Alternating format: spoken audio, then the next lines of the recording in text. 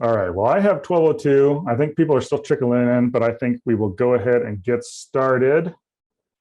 Welcome, everyone. Thanks for attending this afternoon. Thanks again if you're joining us for your second or third workshop, for giving up your lunch hour. But I also see some new faces, so it's exciting to see some more folks here. My name is Dorgan Rose. I'm a program coordinator with Practical Farmers of Iowa. I have just a few housekeeping items and some context to share this afternoon before I turn it over to our speakers to get to the good stuff that you all came here to hear. I apologize if you've attended some of these workshops before. This is going to be a little repetitive, but I think it's still useful information to go over, especially for our folks who haven't attended before. So as always, first off, this workshop is a collaboration between 4 different organizations: the Des Moines Water Works, Heartland Cooperative, People's Company, and Practical Farmers of Iowa. And I think you'll find that this is a pretty unusual partnership between what some would consider 4 very different organizations. We at very least have 4 pretty different missions. I think that just really speaks to the importance of the topic at hand, which is thoughtful and intentional farmland management.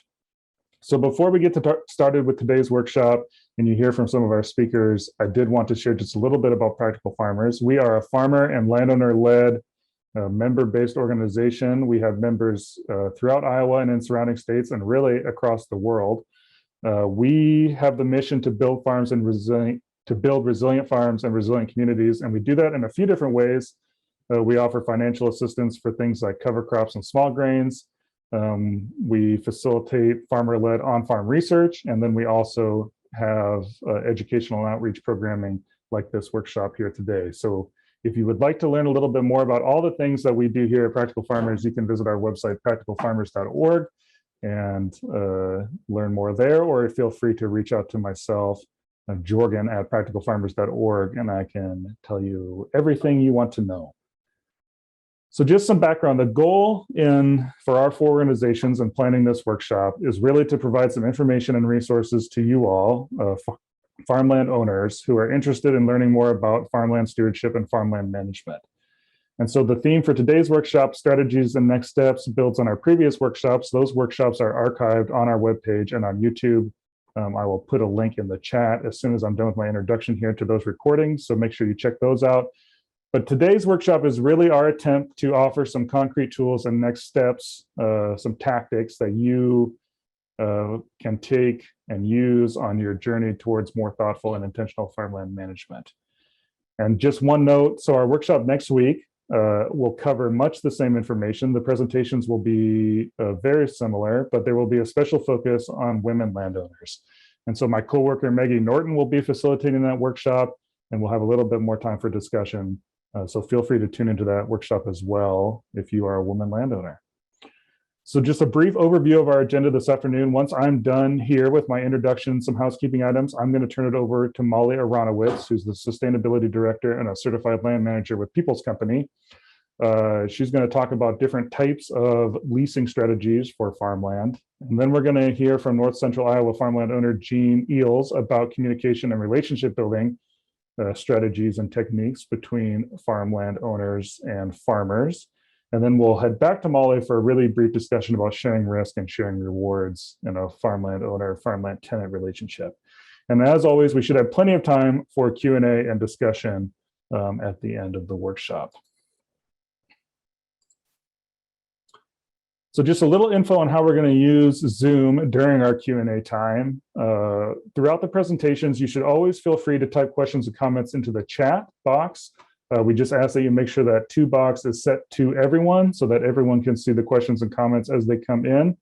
If those questions and comments are quick and easy clarifying questions, and if it's not too disruptive, we may ask some of those while our speakers are presenting, or we may ask some of them immediately after our presenters are done. But we are much more likely to hold on to all those questions until the Q&A and discussion period at the end. So if you type a question in the chat and we don't get to you right away, I promise we will do our best to get to all the questions. We haven't forgotten about you. We're just saving some of those that may take some longer discussion until our Q&A time at the end. During our discussion period, we'll also invite you to unmute and ask questions verbally. So that's an option if you'd like. You can indicate a desire by clicking on the participants tab and then using the raise hand feature. Until that Q&A time, however, we're probably going to work to keep everyone muted. So if we mute you, don't take it personally. We're just trying to make sure things aren't disruptive for our speakers. This workshop is really for you all. So whether you type your questions and comments in the chat or unmute and ask your questions verbally, I really encourage you all to stay engaged and participate in this workshop. I think you'll find it much more worth your time and worthwhile if you do that. Also, please remember to stay respectful. We've got a broad audience here today, and chances are we've all got different viewpoints and different views on different subjects. So I don't think anyone in here would claim to have all the answers on farmland ownership and farmland management. I surely do not. But I think we certainly all have plenty of questions, and that should be more than enough for this afternoon. So my last item here at the conclusion of the workshop series, so here in just a couple of weeks, everyone who registered for at least one of these workshops is going to receive an email with a link to an evaluation. And we would really appreciate it if you would take a few minutes and fill out that evaluation and let us know what you thought about this workshop. Let us know what we did well. And of course, let us know what we could do better next time. So we really value that feedback. It's the primary way that we decide how to alter our programming for future events. So please don't ignore that email. Take a few minutes and tell us what you thought. So I think that's all my housekeeping items. I think, Megan, let's go ahead and launch the poll. We have some introductory questions here, and you can take a few minutes and answer these poll questions while I turn it over to Molly, and then we will share these questions later. So Molly, I'm going to stop sharing,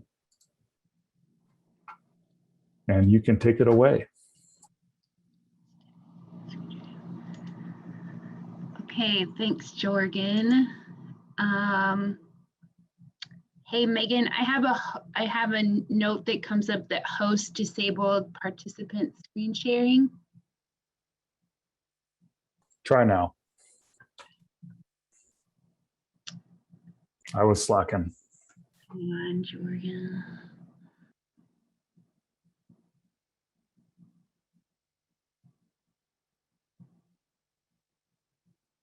Okay, how does that look? Set up? Looks great. Looks good, Molly. Good. Well, thanks for starting us off, Jorgen. It's fun to get to go first today. The past few sessions, I've told you a little bit about my day-to-day work as a farm manager. It's a lot of time on the road during the growing season, meeting with farmers, walking fields, and then the other half of my time is writing those reports where I'm communicating what I've seen, who I've talked to, writing that up for the landowner. So now we're mid-August, we're hopefully wrapping up lease cancellations. This is a multi-step dance of talking with the landowner, talking with the tenant, letting the tenants know that a cancellation is or is not coming, and then doing that necessary paperwork. If you are a landowner with a lease and you desire to cancel it, it's time to do that. It's time to start the communication, start the paperwork. That deadline is September 1st in Iowa. And remember that both written and verbal lease agreements must be canceled with the lease termination form if you want to make changes for next year. If you don't cancel it, whatever you are doing now will automatically roll over, and that's for Iowa. So let's get started here. My first assignment today is to talk about farm leases and the types that we use in conventional row crop in the Midwest. Choosing an appropriate lease is a vital step in successful management as a non-farming landowner, and each lease type reflects a different set of priorities and different opportunities. In terms of financial risk, we have the least amount of risk to the landowner in a straight cash rent. And then from least risk to most, we have a flex lease next, then a crop share, and then a custom farming on top. And when I say like financial risk, I'm really getting at the amount of money one has to put in to make the money. And the amount of outgoing and incoming cash can vary year to year. This just generally gets to cash flow, money on hand to get the job done. And then the level of involvement, one can dedicate to management can also dictate the type of lease. And then finally, it's the level of trust you have with your tenant or your contractors that you hire.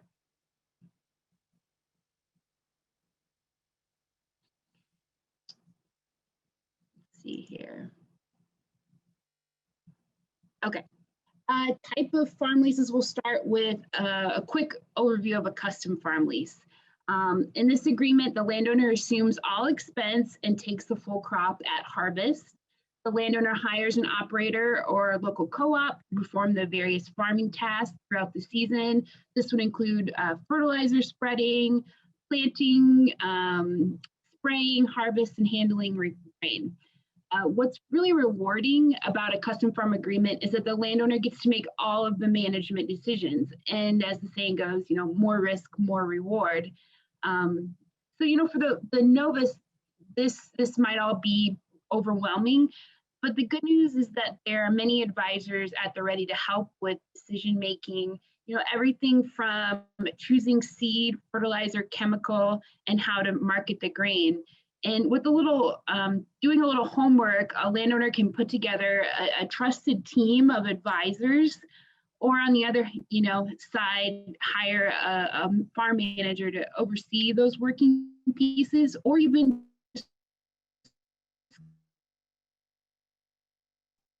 hire a farm manager to do some. Probably the most common response to custom farming is the fear of the marketing of the grain. People say, I could never do that. But what's important to remember is that successfully marketing grain is all about knowing your costs and knowing your break-even numbers.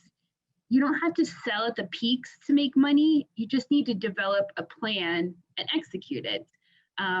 Sometimes I find that a non-farming landowner can make better grain marketing decisions because they're a little bit more removed. They can take that emotion out of it. A challenging aspect of a custom farming agreement is the time and attention it's needed to manage the pieces and making sure that operators are on site when the work needs to be completed. Because what can happen is that you have time, it's time to plant your farm. Your operator could be busy planting another field. All right, because what field is an operator gonna plant first? Is he gonna plant the one he owns or the ones he custom farms? This can be solved with good communication and frequent check-in points, during busy times of the season when you want to make sure the work is getting done on your farm. When it comes to agreeing upon rates for each hired aspect of farming, Iowa State has done a really nice job collecting that information. About any job on the farm that you can think of, Iowa State has a rate range for you to consider. So then on crop share leases, that falls right under custom farming, where the landowner and tenant share that expense and income. That can be any percentage makeup, but you probably see most just a straight 50-50 share. The landowner still has significant control over production decisions, but you can have a partner in your tenant with shared goals and help with that decision making. In a flex lease, an annual base rent is set, and then a year-end bonus is paid if yield and/or price hit predetermined numbers. This is an easy way to set up a lease that can run year to year.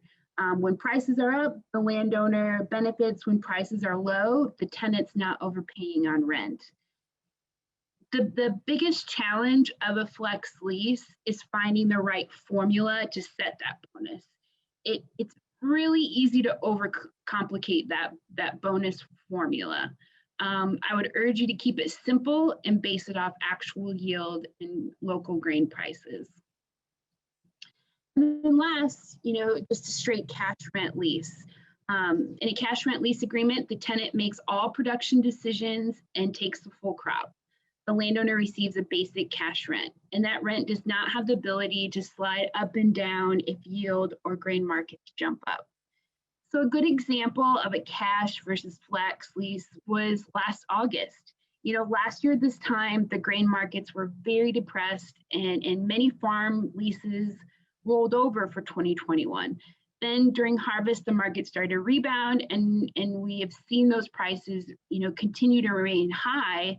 And had we known that before September 1, 2020, you know, I for sure would have been canceling more leases. And we would have had the discussion about if it made sense to raise rent. So on my flex leases that rolled over from 2020 to 2021, those landowners will receive a bonus for 2021 because those prices have stayed high.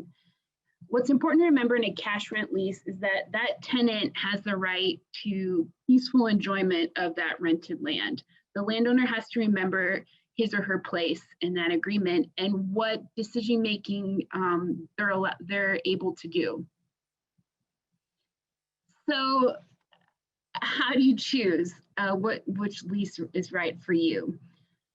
So knowing your numbers to model, you know, options and opportunities. And the good news is that there's a ton of readily available information online. For running a custom scenario, you can pull custom rates from Iowa State. Iowa State also publishes budgets with various input expenses listed. This can be used to round off the custom scenarios, as well as pulling those numbers for a crop share example. Most elevators show grain offers online for grain held in storage or taken right out of the field. Iowa State also publishes the average price per month going back to the 1920s. And then when you're looking at a cash rent and a flex lease scenario, you could estimate yield and price. And I would take like 30 to 35% share of that gross revenue to the landowner. I often use 33% of gross revenue to the landowner because it's just an easy 1/3. And you could also look at Iowa State's cash rental rate surveys to get an idea for a cash rent model. This is a great tool, but I would also just caution to look at the number of responses in that survey to make sure you're getting a robust response. And so then once you have the numbers for each lease, you can just tally up those budgets and really be able to compare apples to apples. So choosing a farm operator is a vital step in achieving your goals. Farmland represents a major investment, and having an operator that is fully aligned and committed to your goals is crucial to achieving the highest level of success. If I were getting to know a potential new tenant and I wanted to gain a sense of if we were aligned, I have kind of a list of maybe 10 questions here that I would consider trying to weave into our conversations and try to get to kind of the ideas of these questions as we probably over multiple conversations. So to start, I'd want to ask how the farmer approached field borders. Do they have any buffer strips along like drainage ditches? How do they go about measuring organic matter and fertility on their farm? I'd ask, do you work with someone to plan annual fertilizer and chemical applications? What is their tillage approach? What tillage do they do before corn? What tillage do they do before soybeans? What kind of field work or just season prep are they doing before planting? Are they in the habit of addressing curb appeal projects, in-field projects before planting? Have they ever planted cover crops? And if so, what's been their experience? Have they ever participated in a program testing water leaving their farm or any other type of water quality program? Are they aware of water quality issues in our state? Have they ever enrolled in another conservation program, whether it be with FSA, NRCS, or another group?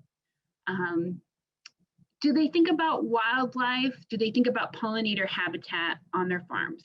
Do they mow their ditches during the nesting season?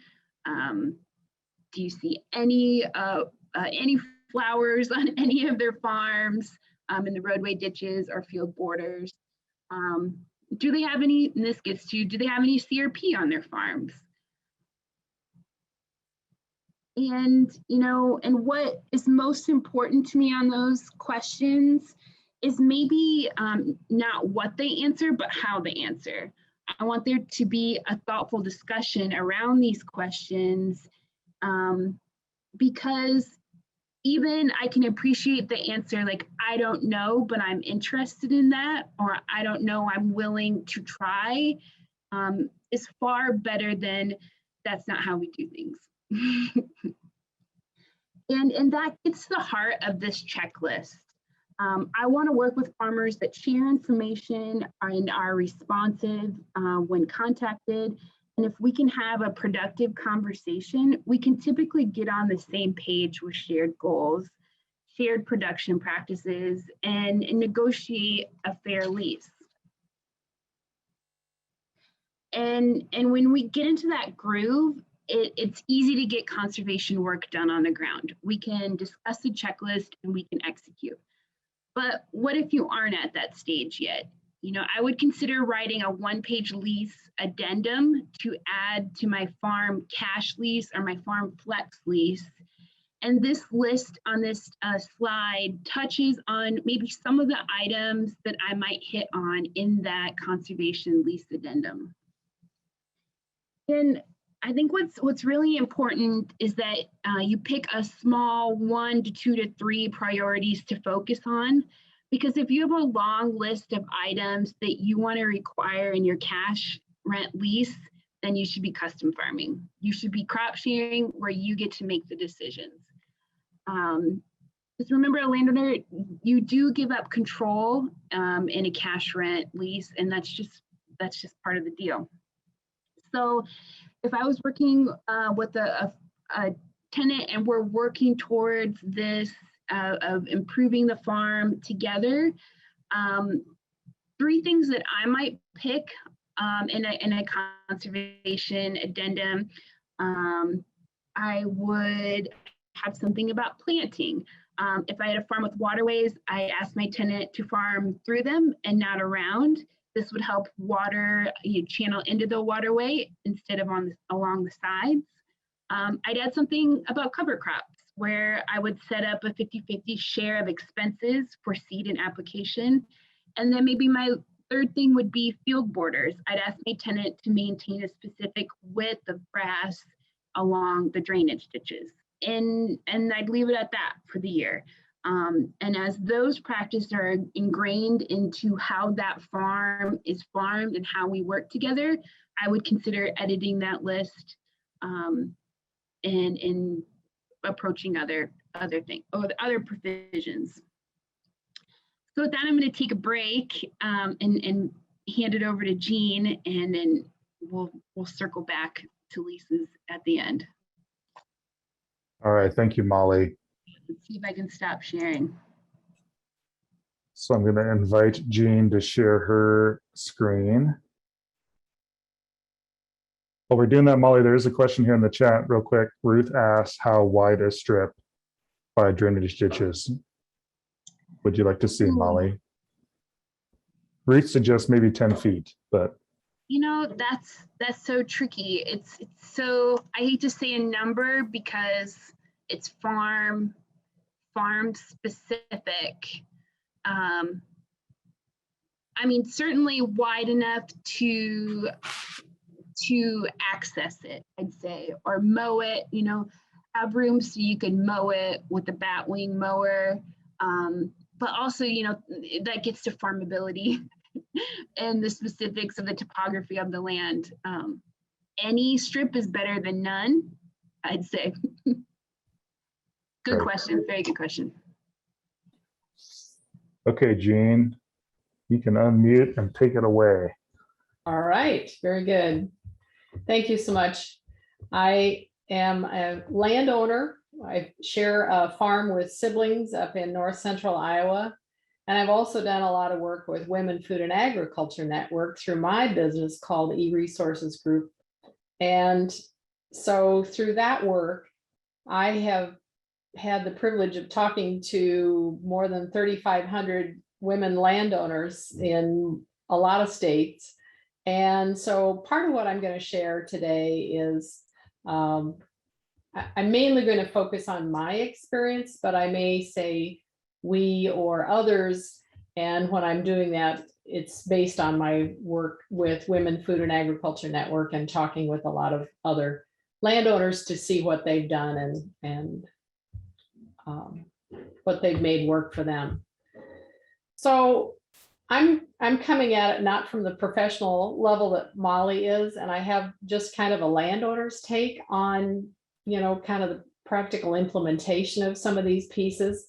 I would always defer to somebody that has the professional experience with, leases and contracts. So my approach is just going to be kind of touching on it. But I want to say that I'm really pushing back on the social traditions, if you will, and what our impressions of what a landowner can and can't do, should or shouldn't do. And I'm really glad to hear Molly being able to help you push back on some of those things. And one of the things that I have grown up learning and hearing and hearing people in agriculture complain about is that landowners just sometimes all they know what to do is raise the rent. And certainly there's a lot more to land ownership, and we really need to have that burden placed back on our shoulders. It's our land. If the water's not good, if the soil is messed up, it's our land. Ultimately, it's our responsibility. And so that's where I'm coming at this.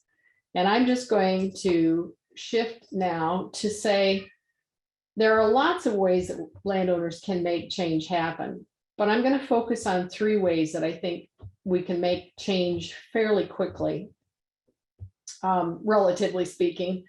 And then I'll speak more to the particular challenges women run into in next week's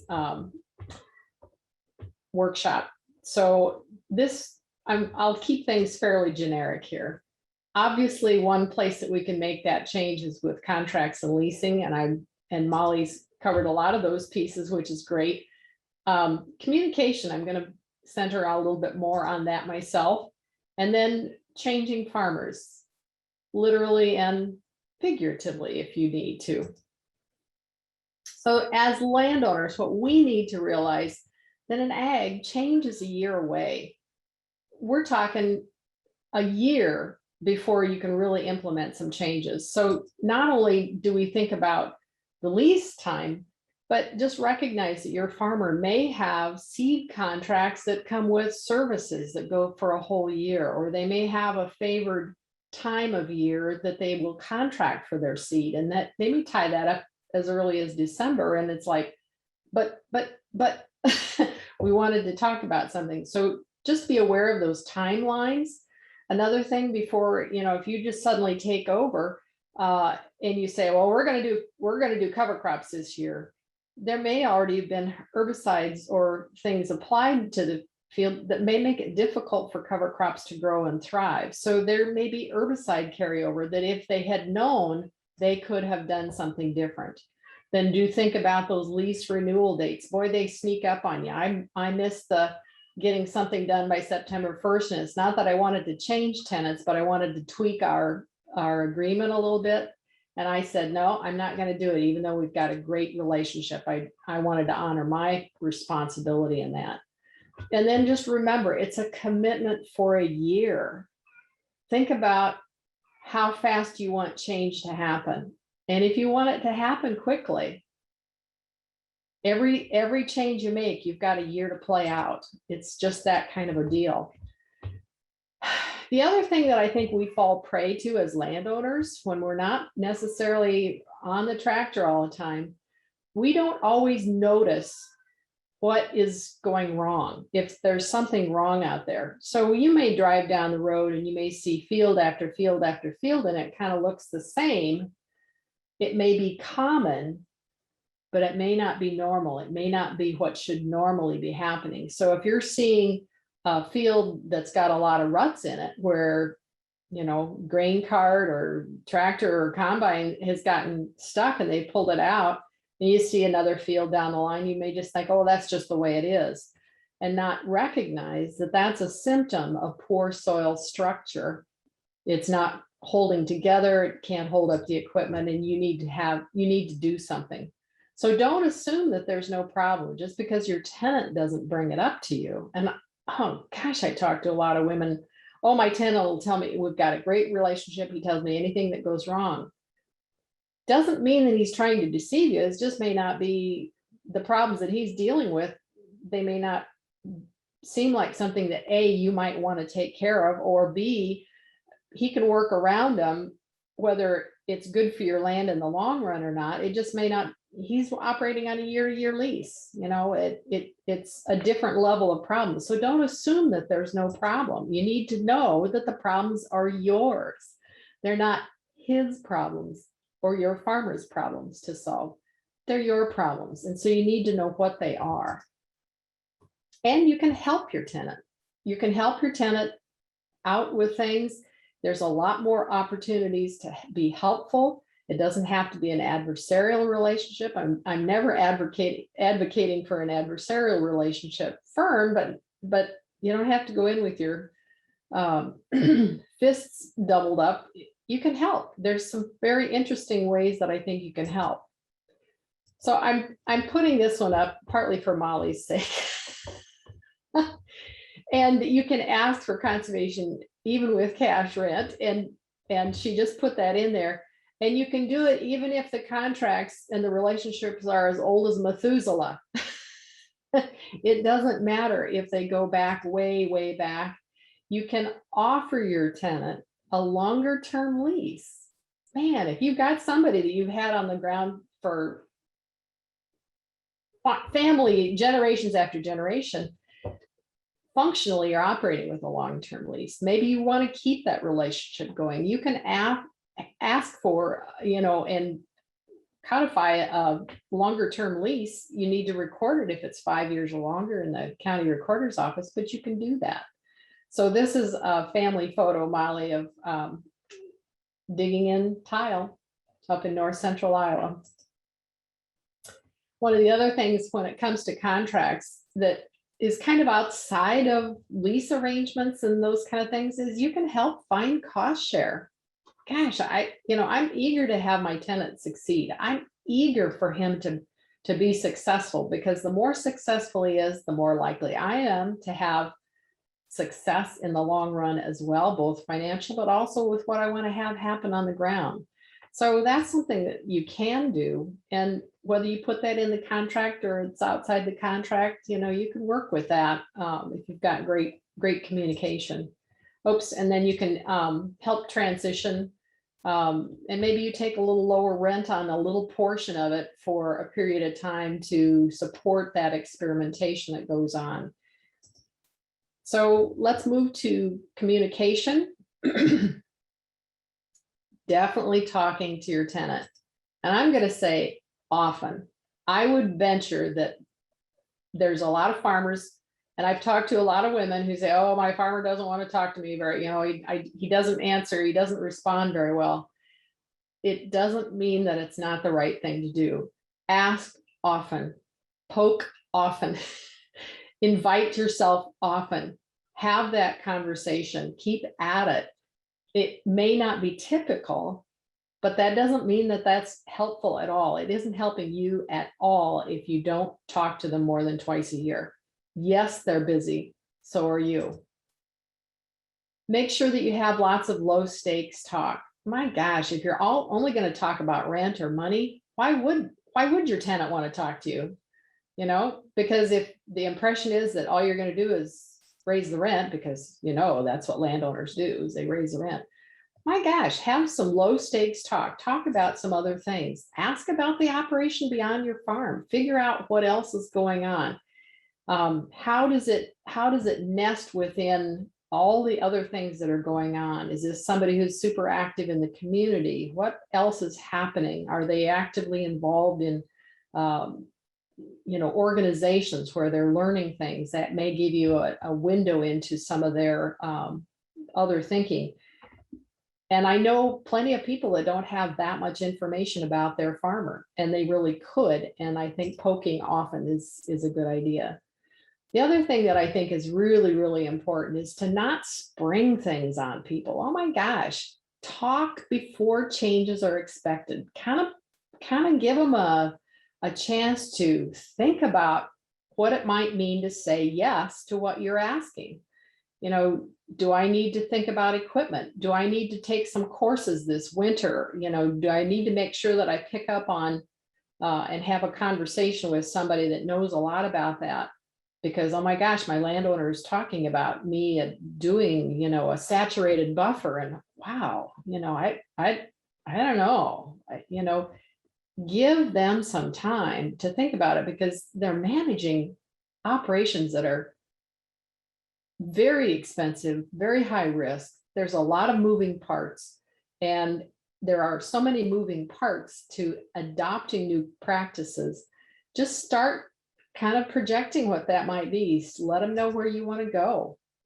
I think the other thing that's super critical for all of us as landowners is to learn to see with new eyes.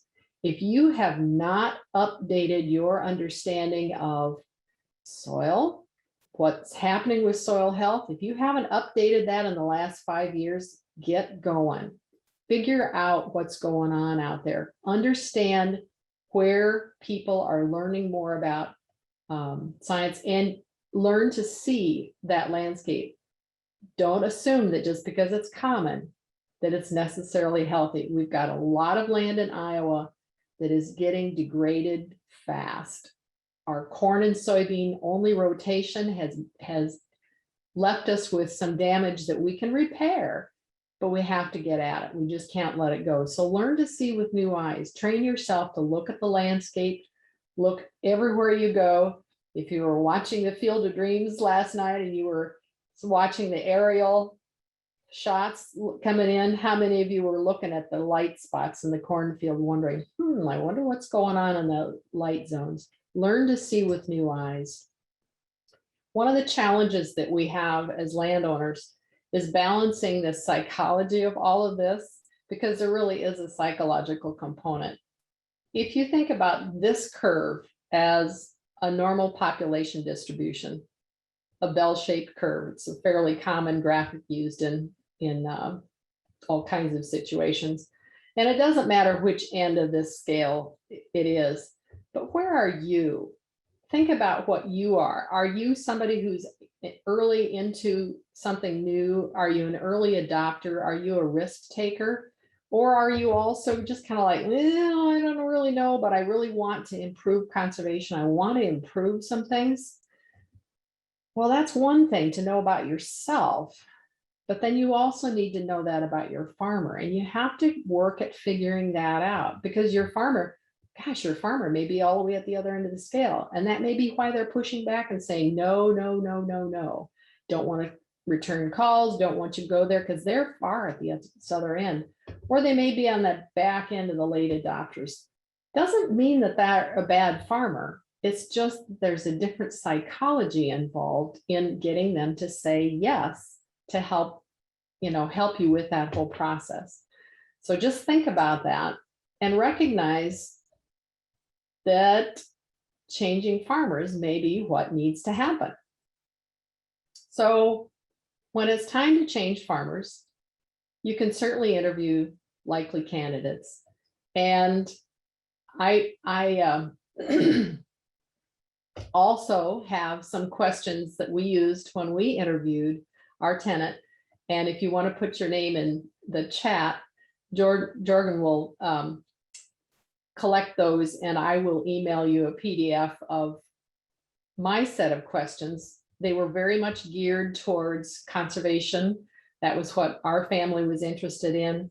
And it's easy enough to interview them. It is kind of a interesting situation, but we interviewed candidates, and this is where I'll put in a plug for PFI. My siblings and I were absolutely committed to finding a tenant when our other one retired, finding a tenant who was willing to do cover crops, because there wasn't anybody in our area doing cover crops seriously at all. No-till, that's another thing that wasn't being done. No-till or strip-till wasn't being done very broadly in our areas. So we wanted to find out somebody who was at least willing to try. And we had two good candidates. Either one would have done a nice job. I think they would have been fine. But the one we chose, as soon as we heard that he had a PFI membership, that cemented it. My siblings, I could look at him and say, that's the one, because I know he's curious.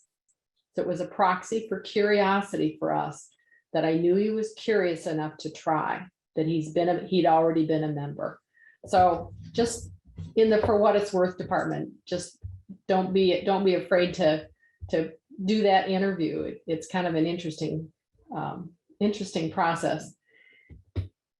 You might change your farmer by encouraging him to go to educational events, and that you might go together. That gives you a chance to hear the information. If you live near, if you don't live nearby, that's all right. But I tell you what, this virtual world, conferencing is possible to do together, even if you are states apart. So that might be a possibility. Offer to pay for registration, offer to pay for time or something for them to attend an educational event on something that you'd really like to aim for. That doesn't hurt a thing. It's very possible. So I'm going to shift just a little bit and tell you just a little bit more about my story.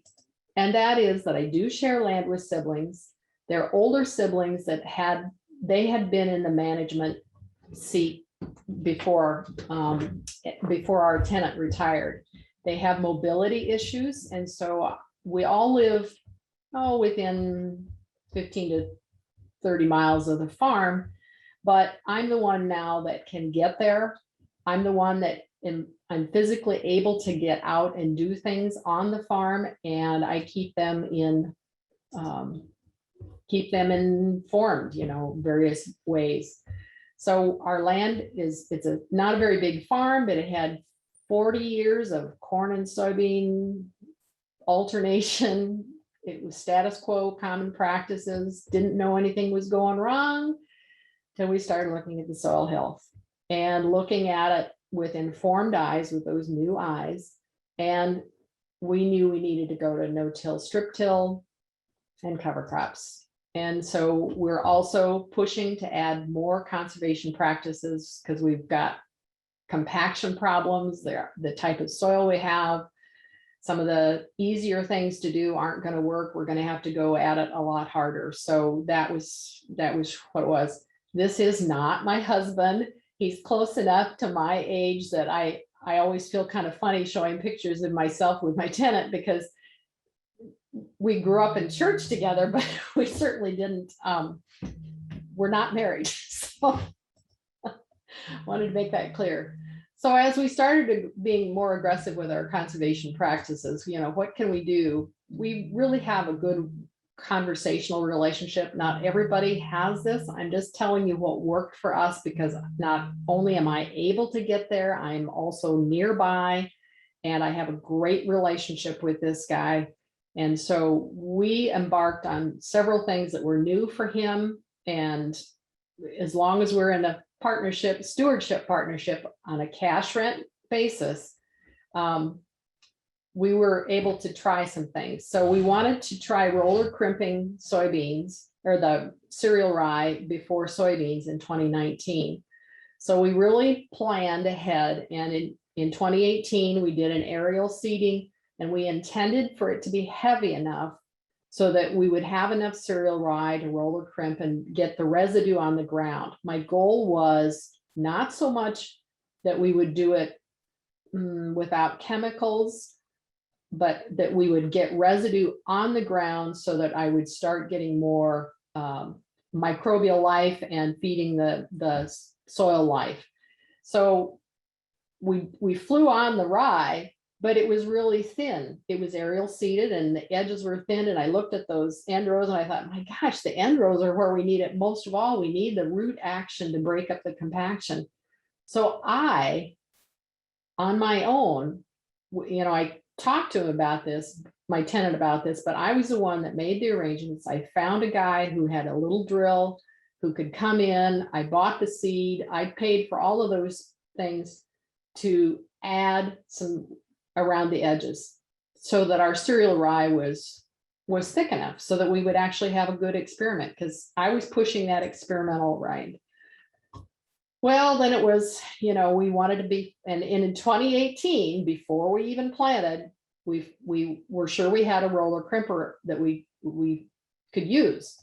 We thought we had it lined up before we planted. Through the winter, we thought we had it lined up. Through the spring, early spring, it was like, yep, we got this. Came time and one fell through, and then the next one fell through, and the next one fell through. And it was pretty soon we were running up to, like more than a month, but we were going to need to roller crimp it or give it up for the year. It was just like, let's go. So I just bought one. As a landowner, I can do that. I can do that even in a cash rent situation. We worked together. We got it so it fit his tractor. He's storing it. We're working out rental agreements, all that kind of stuff for others, so it's available for rent. But as a landowner, I had the flexibility. Nobody ever told me that I could do that. I mean, that social understanding of what a landowner can and can't do can be such a burden sometimes. And all of a sudden I just realized, I thought, well, yeah, I can do it. And we got one. So think about busting the norms of what a landowner can or can't do. You can go about things a little unconventionally. So we had oats on half the field. I tell you, we are working hard to break up the compaction. We're going to do that on the other half of the farm in 2022. But in 2020, he raised oats, pulled the oats off. We bought a multi-species mix. We were in, because I also have a PFI membership with my farm. We engaged in the small grains program, and we bought the multi-species mix way beyond what we were required to do to meet it, but it helped us put on what I like to call biological dynamite. And we modified it for dry year. We had a whole bunch of other species, but we pulled back to something we thought would work. And it worked. We're just thrilled with what we got. So I also do, because again, I'm active, I check the nitrates and the tile intakes. We don't have a creek outlet, so I go to the tile. I'm the one that goes out there and checks it. If he wants to come along, we do. We talk about what we find out. We text back and forth.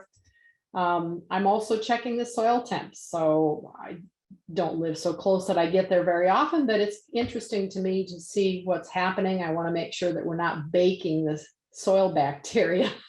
And so I like to pop down there and see what the soil temperatures are. I'll check the soil conditions. So I take the spade and I'm digging stuff up and I'm sharing it with my siblings. If they can drive to the farm, I can get the soil to them so they can see it. It's part of that communication. So as a landowner, I can be very engaged in that whole process. The other thing that I can do is I can check all those incentive programs. I can seek out expert advisors. That takes so much time. Oh my gosh, it takes so much time. Yes, I have access to all these things because I work in it. To throw that on my tenant when he's already busy with a whole lot of other things, he's very, very active in the community. And I love that he's active in the community. I can do this. I can do this from a distance. I can find out those incentive programs. I can stay on top of that. It may be to his advantage that he participate, and maybe it's not anything that I get out of it, financially. But to me, it's part of the whole picture. And so I'm always, checking out expert advisors, begging for free advice from Molly whenever I can get it. And At any rate, you can always get started. Get started now. You can start with some things. You can extend the lease. That's something you can maybe try lowering rent on experimental acres. I've had women talk about that in all the states that we've gone to. We've talked about splitting costs of cover crop seed and planting. And I just want to toss out, White Rock Conservancy came up with a plan that they like for helping a tenant, a new tenant, whether it's crop share or cash rent, doesn't matter. First year that they're adopting cover crops, White Rock will pay for 90% of the seed. Then the next year they'll pay for 80% and the tenant picks up the other 70, 60, 50. And then they keep it at 50-50 after that, because if you think about it, cover crops always benefit your soil and you really need to have some skin in the game. So communication, talk to them, start small, start low risk, talk often, find out how they like to respond. Are they emailers? Do they only pick up the phone when they see it's your name, or do they not pick up the phone and you need to text? Figure out what works with your tenant. And if you need to change farmers, maybe you change how they approach farming by how you approach your landowner work, sharing the work, and it can change that dynamic. It can change their whole willingness. And I've had lots of women tell me about how that's worked for them. That's it. Thanks so much, Jean. That was really excellent. We have these poll results. Do you want to share those and talk through those very quickly? Yeah. Okay. So you should see the results popped up. Terrific. Interesting to see. So we have a lot of new landowners in this group. They're new to managing the land. We have a fair number who have been at this a long time, so I probably added nothing to your knowledge base, but on the other hand, delighted to have you along. Share ownership in any configuration with others. Yep, managing with siblings. I recognize that I have the silver spoon in my mouth because I have two siblings who are very much, we're all in sync on what we want to have happen. And I couldn't feel more lucky for that particular situation. And prior ag involvement, there's a lot of us out there, grew up on the farm, but I'm telling you, if you haven't been involved in agriculture in the last 5 years, you really need to spend some thoughtful time thinking about what's going on in agriculture and read more than just the headlines. Really dig into it. Thank you, Jorgen. Thank you. Really quick before I turn it over to Molly, I did take some names down, so we'll share those with Jean so we can share your emails. If you haven't indicated in the chat that you would like to receive an email from Jean and you would like to receive an email from Jean, please just put your name in the chat. I may have private chatted you if you didn't include your full name, just so we can make sure we get the right people hooked up. So you have a private chat from me asking for your full name. I'm not being nosy just for the sake of it, I promise.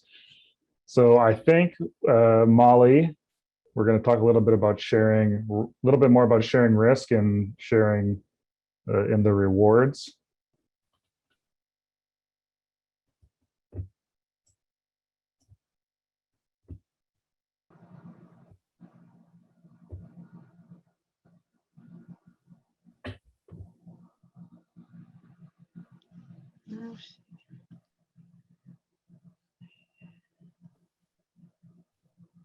Scroll through again. Let me find my slide to start.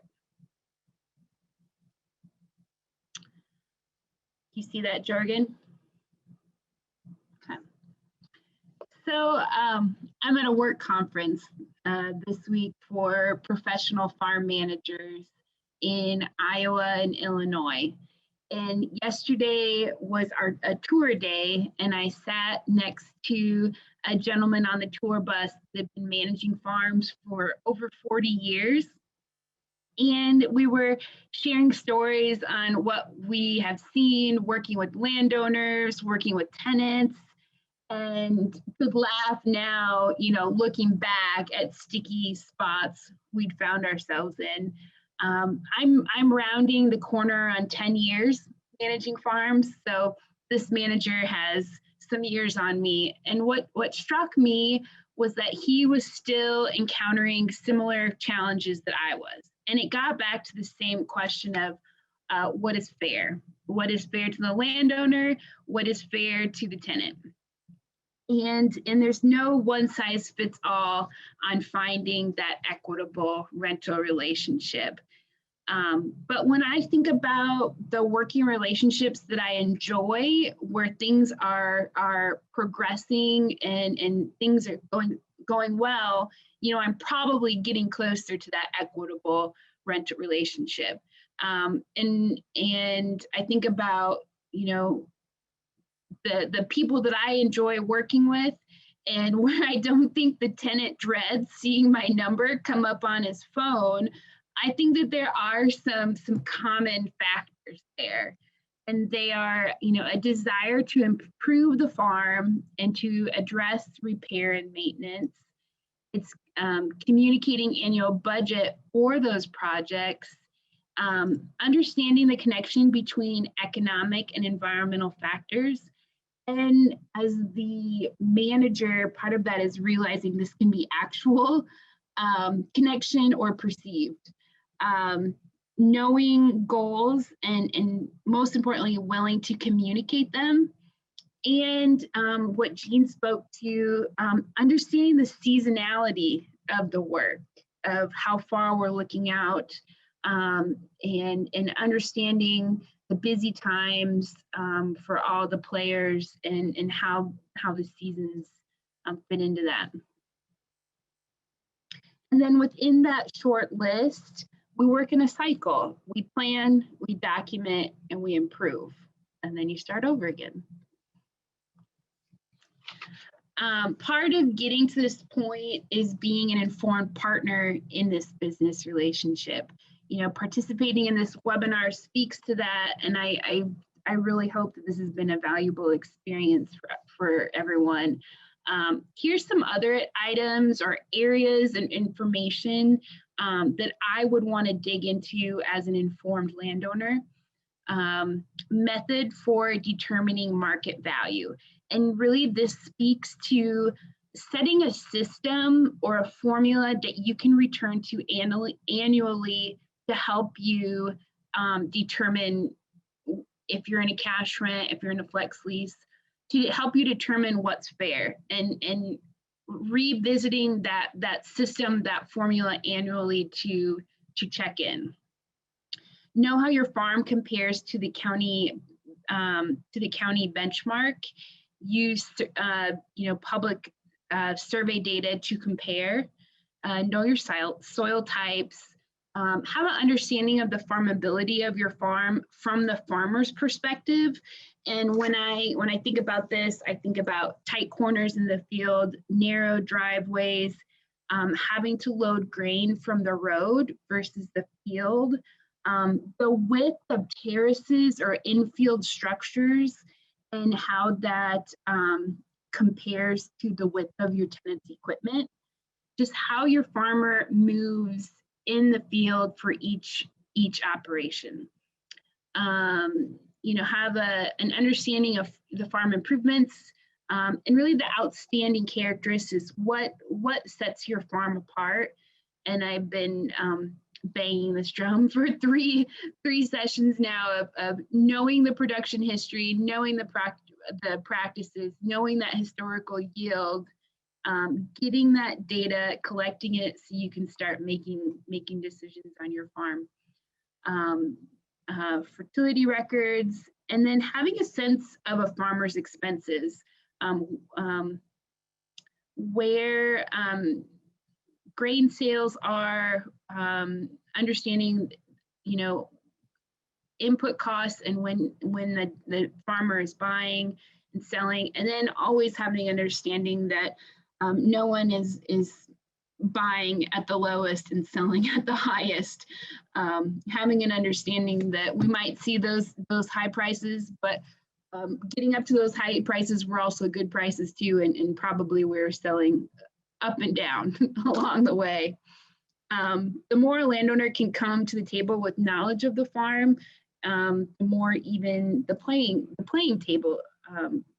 field is. And when there's that equal footing from that power perspective, it's just easier to plan, communicate, and then just execute.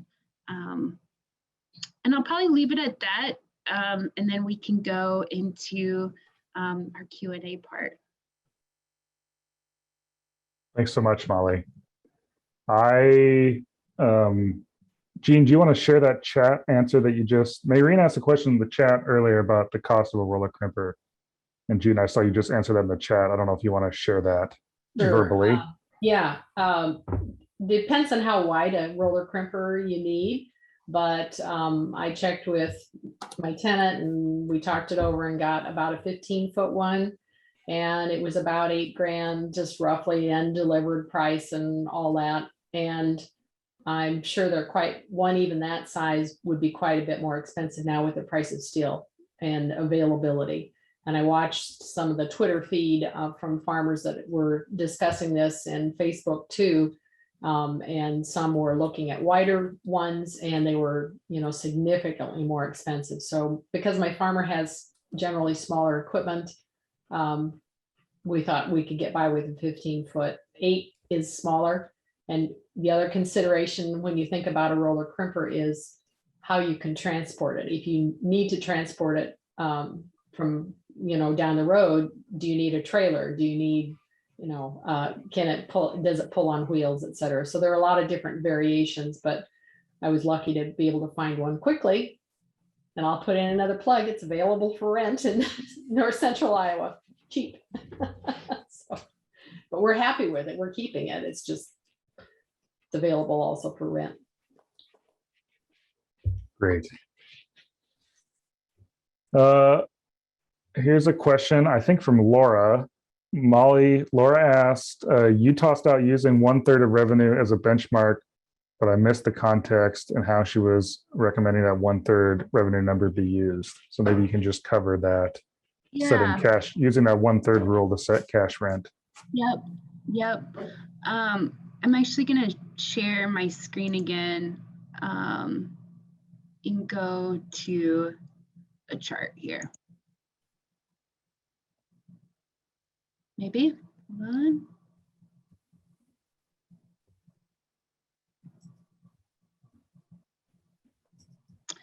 on.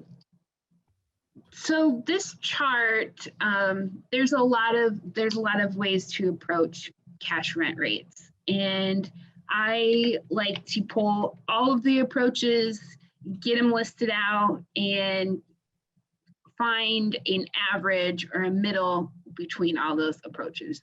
There's one that I think a lot about, and this chart, let's see, the far column this is for corn. You can make the same chart for soybeans. This has yields on the far column. The top row, we have different prices of corn. And so this just lets me play around with what I think gross revenue could be in different situations. And then where the row and the column intersect, I've taken 33% for landowner to get an idea of landowner rent. I don't, maybe Jorgen, you know the link, but I've read it in Iowa State Extension. They think they, in some of their research, they'll do 30 to 35% of gross revenue as a landowner share in terms of rent. And so I always think about 33%, just kind of in the middle.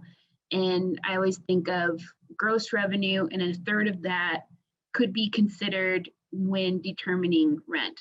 So like in this example, if a farm is yielding average yield 200 bushels per acre, And I think about like fall delivery price of corn, which when I was looking at this chart a couple of days ago before the farm report, it was like at $4.50, you could contract today for fall delivery at the co-op that I was looking at. And so I was looking at that number. If I think I can sell corn at $4.50 and deliver next fall, and I think yield is 200 bushels per acre, then maybe my rent number should be close to 300. And so this was one piece that I was using to think about rent on this specific farm. And so you could play around with where you think the market's going to go or not go, and what you think, this is great if you have yield data on your farm. You can use that average yield to help determine. And then typically I'll look at this for corn, and if it's a corn soybean rotation, I'll look at corn and then I'll look at soybeans, and then I'll do an average and to think about my rent. One approach to rent. Does that make sense? I have to remember to unmute. I think that was great. I think you also just spoke very briefly at the end there to Ivan's question, which is about having a different rental rate for soybeans. So it sounds like it's maybe an average there. Maybe you could talk about too, Molly. I'm interested in hearing a little bit more about a flex lease, and I know those are fairly uncommon still, but it seems like kind of a useful hybrid. So maybe you can talk really briefly about setting that base rate in a flex lease and what that might look like. Yeah, great question. On corn and soybeans, you could write, if you're in the habit of writing an annual lease, you could just think about each year separately. I like to let leases roll over if we can, if things haven't changed. And so that takes into account both crops. So for a flex lease, I would think about if, let's say, you should probably do an average, but for this situation, let's just think about corn. We'll keep on this chart of if the numbers that I would start with, I would think about gross revenue on the farm, anticipated gross revenue with kind of conservative numbers. And then I would say, okay, if a third of that gross revenue goes to the owner in a rent, and let's say this is about 300. So then I would think about gross revenue. So let's do that gross number, and then anything above that gross, I would say needs to be shared with the owner above. So if we have rent at, we think it's going to be conservative numbers of 200 bushel at 450, rent's 29, rent's 300. But let's say at the end of the year for 2022, the average is closer to 550. Then, okay, I can't do the math on the spot, but let's say our yield was actually 220 at 550 corn. Will you do that math for me?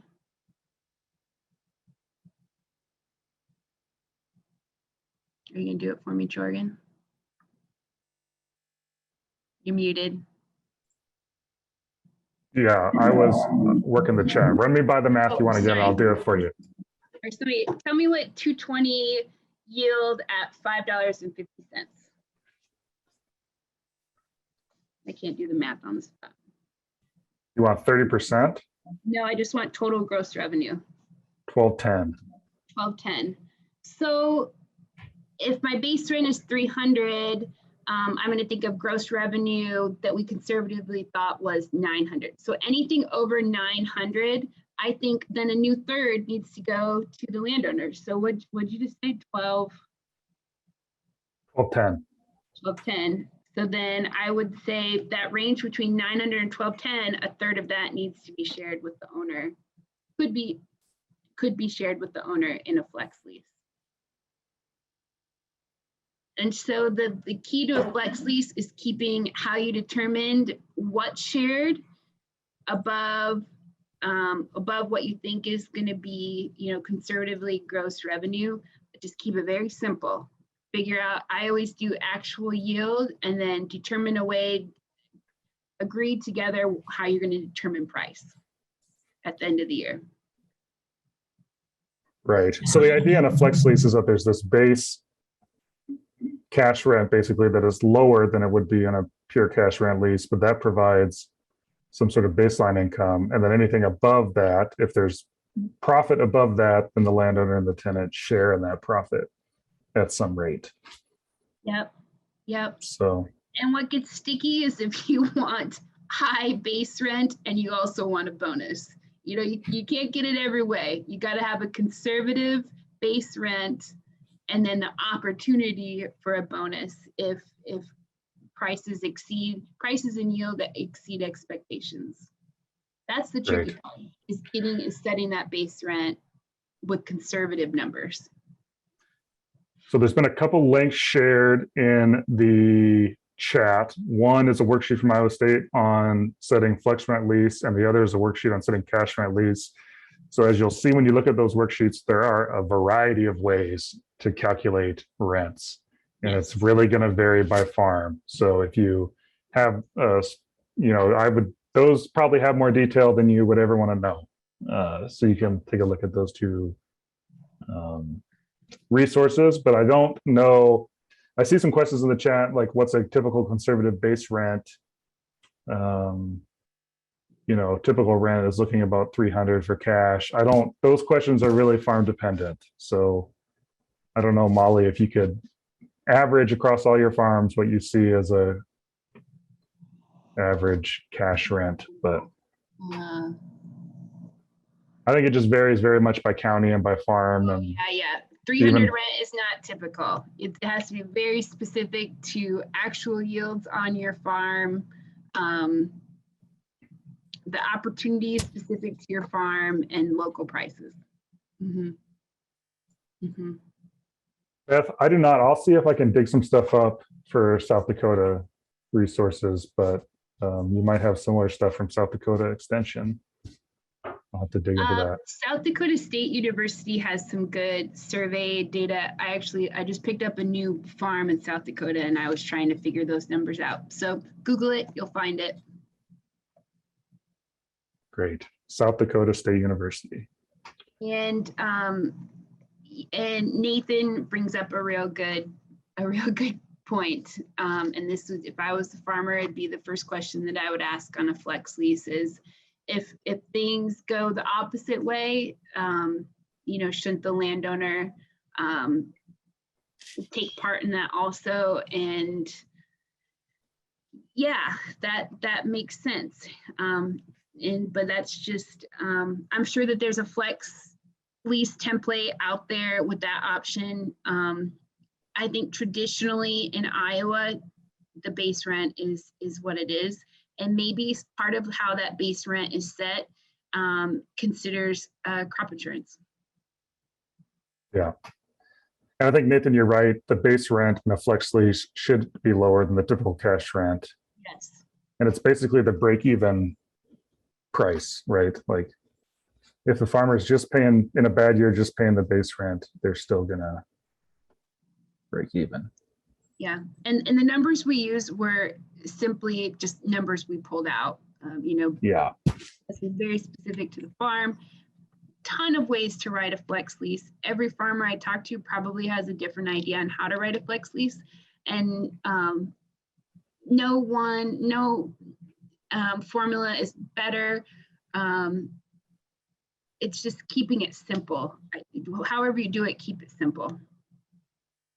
I've seen some really complicated ones. Keep it simple and find something that works for both landowner and tenant, right? It's ultimately about whatever works for your particular relationship, I think.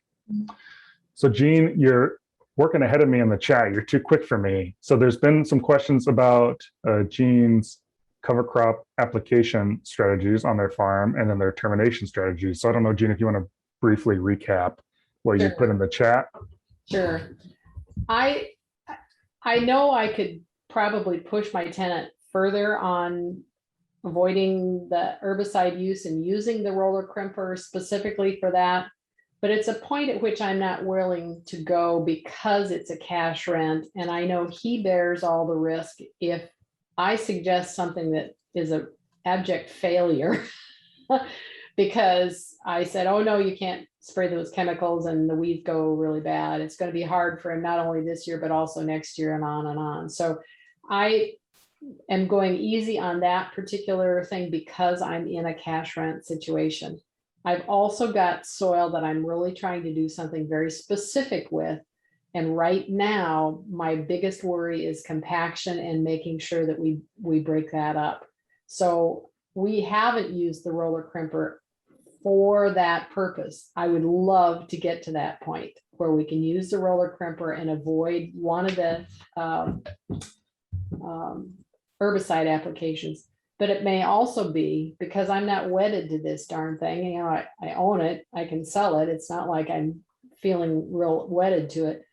It may be that we look at relay cropping instead, and I won't need a roller crimper. I'll need a whole different set of conditions to work with. So I'm not looking to roller crimp for the rest of our farming career. It's a stage, and I wanted to experiment, and he liked it. He's used it on his own ground. So it's worked out. I'm glad we have it, but it's, you know, it's partly your goals it needs to match your farm. So. Great. So Ruth has asked, Ruth McCabe is a conservation agronomist with Heartland Cooperative and one of the co-organizers of this workshop series. And I think she's going to talk a little bit more about roller crimping. I do just want to add, I see some questions about setting rent and lease amounts and stuff. Molly has offered, I'm going to put Molly's email in the chat, and she's offered that if you have specific questions, you can email her and she will work through some potential scenarios with you. So I put her email in the chat. Feel free to contact her if you have more rent type questions. Ruth, why don't you can unmute and go ahead if you would like. Sure. Yeah. Can everyone hear me? Someone just give me a thumbs up. Great. Yeah, so my name is Ruth McCabe, and I'm a conservation agronomist with Heartland Cooperative, and I was one of the behind the scenes planners for this workshop series, and I'm just so excited because it's been going so well. So there's a brief intro. Yeah, I do want to sound off on roller crimpers really fast. Before I worked for Heartland Cooperative as a conservation agronomist, I was actually a technical agronomist with a genetics company, and we produced conventional genetics for organic producers. And so I worked with a lot of organic growers. Roller crimping is super common in the organic sector. It's actually like a very common way that growers will control weeds in their soybean fields. But be aware that roller crimping, it really only works if you have an incredibly thick stand of cover crops. And by that, I mean, you know, the NRCS minimum rate for something like seeding rye in the fall is, if you don't have highly erodible land anyway, it's about 45 pounds an acre, right? That's not going to be enough to roller crimp. Absolutely not. And so you'll just have weeds coming up every which direction in a situation like that. And also roller crimping cover crops in the spring requires that you let them get to a stage of growth physiologically that when you roller crimp them, it will kill them. Typically, most conventional growers are not willing to wait that late to roller crimp that cover crop. They want to have it dead and they want to be planted maybe by the second week of May. And if you're roller crimping something like, say, rye, you might not be roller crimping it until the end of May or even the beginning of June, because it needs to be in anthesis. It needs to have a seed head before you can kill it. Otherwise, if you try crimping it earlier than that, it'll just pop back up and keep growing. So I love roller crimping as a conservation practice and certainly as a way to reduce herbicide applications. But there's more to it than just getting a crimper and rolling over the crops in the field. So definitely talk with your agronomist about some of the details that are involved in that practice. Thank you, Ruth.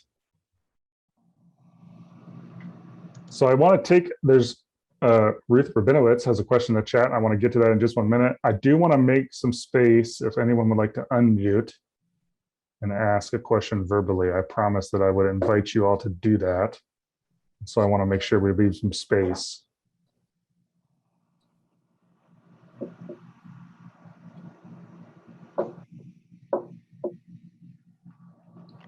Okay, well, if you would like to unmute and ask a question verbally, you can also indicate it in the chat, or you can just type your question to the chat, either way.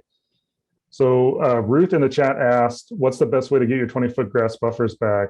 Farmers are farming right up to the edge of the waterways. Does the landowner pay for the brome seed, or what seed is best for getting the buffer back? So I'm gonna get on my,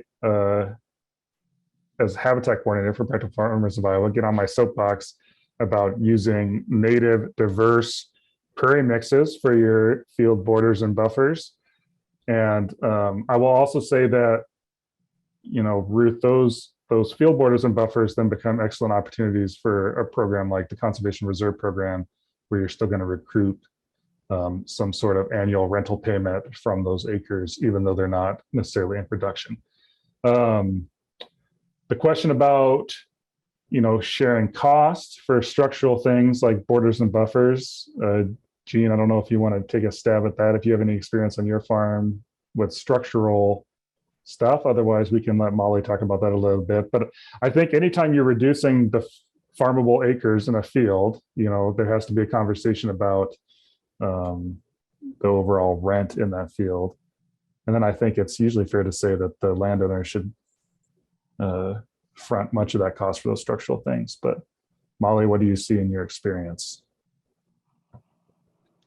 It makes it real easy if you can put it into CRP. That's an easier conversation. If I had a farm with a drainage ditch and my grass is getting skinnier, certainly it's this conversation with the farmer. If it's been a long-term farmer and you knew that we started with the width, then I'd be kind of pushing on the farmer of, can you help, you know, can we work on this together? Can we talk about this? I need your help in getting this strip back to where it was. And I've had good luck with the farmer saying, oh, you're right. We've ooched over time. And gosh, if you can have that conversation and talk about it, and there's some acknowledgement and problem solving to fix it, that always goes a long ways. But I can think of a farm a couple years ago where we had that conversation probably over a year and a half, that I didn't want to see his corn hanging out into the road ditch. I wanted a nice grass strip. And I canceled the lease and I said, I'm not writing a new lease until I see that grass strip back. And I said that. I said, I hate doing this because I want us to have open conversation and I want us to work together. But I also feel like we've been talking about this so long that I need you to do this before I sign this lease. And it got taken care of. Yeah. Sometimes you just got to use your teeth a little. Mm-hmm. Hopefully that's a last option. Yeah, I think, I mean, there are like I heard some nuances in your answer there, Molly. So if the farmer is responsible for the disappearance of the buffer, then maybe that farmer should also share in the cost of reestablishing that buffer. Yeah. But I think if you're establishing a new structural vegetative practice from scratch, then it's a lot harder to ask your farmer to share in that cost, because they're not necessarily going to benefit from that practice in their farming operations, right? Yeah, Ruth, great point. And I would say, and if you can't get it through CRP, I think there's some other nice programs. And I think Ruth said Pheasants Forever, where you can get at least help paying for the diverse seed mix. Yeah, there are many programs. So there's, you know, you can go to your local service center and look for a Pheasants Forever farm bill biologist. I'll share a link to a way to find habitat wildlife technical assistance in the chat. That's a pretty good resource from Iowa State Extension. So I'll put that in the chat here in just a minute. Ruth, I would say any native mix will be fine. I would say you want something, if you're concerned as erosion specifically, that's more grass heavy, because a lot of those forb heavy mixes have a lot of open space and bare ground, which is great. That's what they're for. A lot of wildlife need those, you know, bare patches or structural diversity, but they also just doesn't provide the ground cover that a grass heavy mix does. Okay, Nathan asked, do you see cases where the tenant is a relative but won't follow wishes for more conservation? How do landowners handle these situations? Gene, maybe that's one that you can chime in on. I'll start it and let, Molly and Ruth chime in. Yes, I often talk to women where they've got a real sticky situation with that. And other people that are in those kind of situations where they've got relatives. It's a really tough balance, and it's the kind of thing that only you're going to be able to decide. Is it worth upsetting the apple cart? And sometimes the answer is yes, because it is your land. And it's also, if it's getting degraded, if it's not contributing to better water quality, all of those things. Yeah, it's a tough situation. I would start with asking for more communication, having lower risk conversations where it's a little less adversarial, finding times and places. Hey, can you meet me out at the farm? Is it something that's possible there to have that conversation? But you're going to have to push that conversation. You're going to need to be the one to do it. You're going to need to insist that we talk about this more often. And I like the way Molly brought up and said, we've been talking about this. I'm not seeing any results. And I'm going to have to terminate your lease. And that's the point at which you may also need to pull in a farm manager. You may need to pull in a third party to be an advocate on your part. So I'll let Molly and Ruth McCabe weigh in if there are additional things you want to say. We have a couple questions and just a couple minutes left, so we could do like 15 seconds. I'd say communication is key. Giving time for change to happen. It doesn't happen overnight. But if it just feels like there's no opportunity to fix it, I'd encourage you to do the hard work and make the hard decisions and make the change now and not pass that burden on. If it's a family of where ground is passed down, do the hard work now to not pass that burden on to the next generation. That's often where I've had to get involved, and you wish that the earlier generation would have started on that change and doing what's right for each landowner versus worrying about that family dynamic. It's sometimes you just can't get around those tricky situations, and if you can just get through it, there's light on the other side, so it's worth it. One of the questions that I will come back with a lot of times and say, I don't have the answer how to fix this, but here's the evidence that something is wrong. Whether it's the slate test, you take them and you do that with their ground, or you go and you look at the erosion, you say, this is wrong. What is the best way to fix it? I'm asking for you, how is this going to get fixed? Because we can't continue. But what would you suggest with your operation? This has to be fixed. Ruth McCabe, did you have something to add there? Or maybe Ruth, you can also speak to Kate's question here about farmers tracking bushel per acre information. Yeah, I agree with Gene and Molly on the family thing. And hey, y'all, don't be afraid of family counseling. I know that sounds like a funny joke and people laugh, but I'm like, no, for real. So that's my response to that. But yeah, Kate, yeah, most growers track most growers have yield monitors. So when they're harvesting, they're tracking their rough yield. It's usually not difficult to get a good bushel per acre estimate for sure from a field, but you can even get yield maps typically. There's all kinds of programs that most growers work with that track that kind of data from the monitor, from the tractor cab.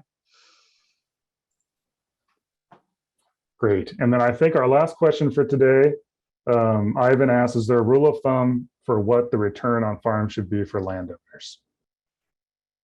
I don't know who wants to take that one. Nobody. That is one approach. When I talked earlier about getting a bunch of numbers in order and averaging those or looking at all of them to determine a rent. And that is one. And I'll pull the numbers from anywhere to like 3% to 4%, and kind of make a chart exactly how we just did the price and yield at 33%. I look at what is a 3% return, look at for land value, and then just kind of go through kind of 3 to 4 and see. That's kind of the numbers that I'll think about. That's just me though. Great. Thanks, Molly. So I think, well, we're 1 minute over. Just to respect everyone's time, we will end it there. Thank you, everyone, for joining us. Thanks to our speakers for sharing your time and expertise with us this afternoon. If you receive an email in a couple of weeks from us with an evaluation link, once again, please don't ignore that email. Please click that link, take a few minutes, tell us how we did. Rod asked, next week's session is for women only. That is correct. Next week's session will cover much of the same material, but it'll be specifically designed to address some of the unique challenges and concerns that women landowners have. So if you are a women landowner online, feel free to join us next week. Otherwise, thanks all for attending, and I will sign us off for the afternoon.